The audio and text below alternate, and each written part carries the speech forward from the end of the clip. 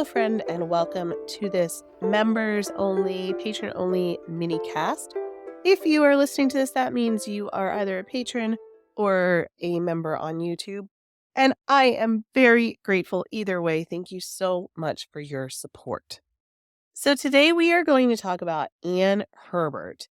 Anne Herbert Parr, she was. And while she is less famous than her sister Catherine Parr, her life and contributions to the Tudor court are actually also very significant. So let's talk about her. Throughout her service to multiple queens, her marriage into the influential Herbert family, and her steadfast support for the Reformed faith, Anne played a crucial role in Tudor history. Nobility and Anne's upbringing reflected the privileged status.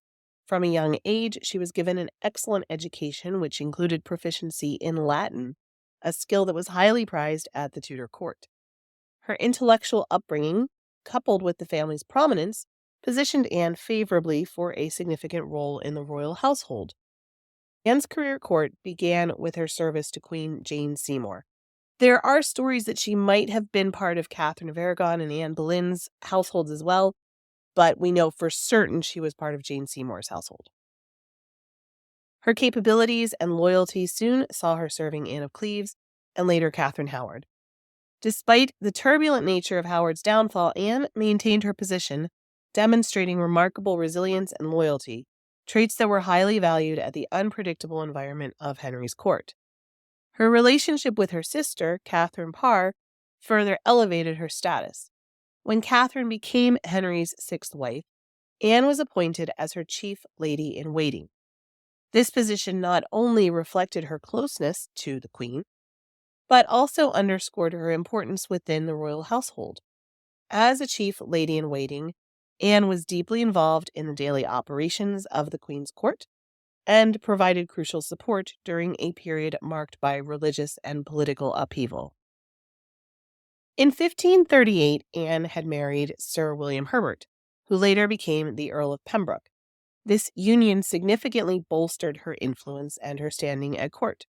The Herbert family was one of the most powerful and respected in England, and their marriage was both a personal and political alliance. Anne and William had a prosperous marriage. Their children continued the family's legacy of prominence and service. The Herberts were deeply involved in court life. Anne played a key role in maintaining their influence. Her marriage to William Herbert positioned her at the heart of the Tudor power structure, allowing her to navigate and influence the complex politics of the time. Anne was a devout supporter of the Reformed faith, a commitment that significantly influenced her actions and associations. During the Tudor period, religious allegiances could determine one's fortunes at court, and Anne's alignment with the Reformation placed her among the progressive circles at the time. Her faith was not merely a private matter, but was actively expressed. She corresponded and had relationships with leading figures of the Reformation, including a notable correspondence with Roger Ascham, who was a prominent scholar, a humanist, and educator. These exchanges not only reinforced her beliefs, but also positioned her as an intellectual peer within these scholarly networks. Anne's service at the Tudor court had a substantial impact on its dynamics, particularly through her roles under different queens and her close relationship with her sister Catherine Parr. Her influence extended beyond mere courtly duties. She played a part in the religious and political shifts of the period. Her support for the Reformed faith contributed to its propagation within the court, aligning her with the progressive elements that sought to reform the Church of England. The legacy of Anne Herbert is also reflected in her family. Her marriage to William Herbert, Earl of Pembroke, was a union that combined significant political power and influence. Their children continued the family's prominence, securing the Herbert name as a respected lineage in English nobility.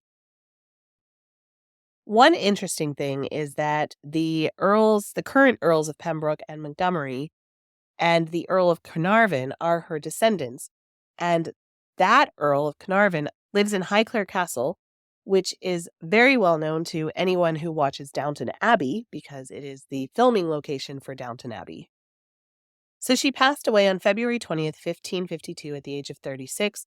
Her relatively early death marked the end of a life characterized by significant contributions to the Tudor court and the Reformed faith. Her passing was a loss to those who shared her religious convictions and the royal household where she had served so faithfully. The aftermath of her death saw her family continue to uphold the values and influence she had embodied during her life. Anne's life is a testament to the vital roles played by women in Tudor history, not just as figures of courtly grace, but as influential participants in the religious and political arenas at the time. Her service to multiple queens, her support of the Reformed faith, and her intellectual engagements highlight her as a remarkable woman in her own right. Anne's contributions, both through her direct actions and her legacy, offer a rich tapestry of the complexities and influence within the Tudor court. And while we don't have any of her letters existing any longer, she apparently was praised by Roger Ascham for her intellect and proficiency in Latin, which was a testament to her scholarly capabilities and alignment with the humanist ideals of the Reformation. So that is it about Anne Herbert. I hope you enjoyed learning about her, a little about her. Thank you so much for being here with me, and thank you so much for being a supporter. I so appreciate you. I will be back again next week, and I will talk to you then. All right, bye-bye.